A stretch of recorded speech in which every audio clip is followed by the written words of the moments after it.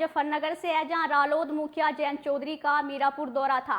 जयंत चौधरी ने यहां गन्ने के दाम बढ़ाए जाने को लेकर बड़ा बयान दिया। कहा कि विश्वास रखिए, गन्ने को लेकर जितने गंभीर हम हैं उतने ही मुख्यमंत्री जी भी है। और चौधरी अजीत सिंह जी ने जिस तरह से सरकार में रहकर काम करवाए और बाहर रहकर लड़ाई लड़ी, तो हम उसी के उद्देश्य से राजनीति कर रहे हैं। मीरापुर विधानसभा सीट के उपचुनाव पर बोलते हुए क्या कुछ कहा, सुनिए।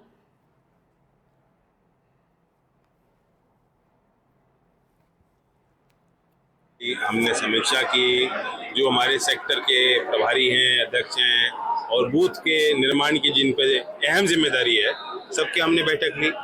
मेरे आने से पहले भी ये संवाद चल रहा था। हमारे पार्टी के जिम्मेदार नेता जो हमारे प्रभारी मंत्री हैं, प्रसन्न चौधरी, हमारे शामली के विधायक यहाँ हमने भेजे हैं, और राव वारिस हमारे पूर्व विधायक, सभी लोग जो बाहर के हमारे जिम्मेदार पार्टी के संगठन के मुख्य लोग मौजूद थे। और रणनीति भी बनाई है, चर्चा भी की है कि उपचुनाव को लेकर कैसे कैसे हमें तैयारी करनी है। फतेह होगी, जीतेंगे।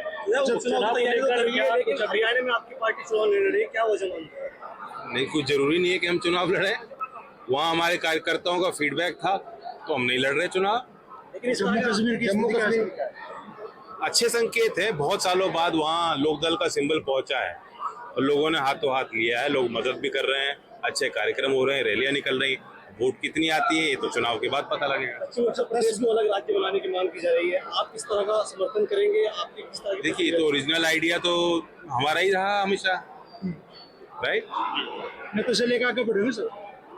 देखो, आप ये बात समझो कि आज इस विषय को पब्लिक में छेड़ने की कोई जरूरत नहीं। हो सकता है 20 साल पहले हम पूछते या कहते तो पब्लिक को नहीं पता था, आज सबको मालूम है। अब ये फैसले, निर्णय बहुत सोच विचार करके लिए जाते हैं, संवैधानिक सवाल होते हैं, सरकार को लेने हैं। गन्ने का सीजन आने वाला है, गन्ने किसान उत्तर प्रदेश आपकी ओर। मैंने अभी बताया, बैठक में आप लोग नहीं थे, हमने चर्चा की कि किस तरह से सरकार लगातार गन्ना किसानों के विषय पे कार्य कर रही है। यहाँ मोरना मिल के विस्तार के लिए राज्य सरकार ने अहम फैसले लिए। इसमें बड़ी भूमिका हमारे इस समय इस क्षेत्र के विधायक की रही, जो आज सांसद हैं। जब मैं लखनऊ गया था, मेरी मुख्यमंत्री जी से इस बारे में वार्ता हुई और उन्होंने उस बात का समर्थन किया। तो मैं धन्यवाद देता हूँ राज्य सरकार को, मुख्यमंत्री जी को, उनके विजन के लिए। अब अगले सत्र के लिए हम उम्मीद करते हैं कि एक अच्छा मूल्य, लाभकारी मूल्य जो एसएपी राज्य सरकार को घोषित करना है वो जल्द घोषित हो। सुप्रीम कोर्ट ने रोक लगाई है, आप किस तरह से?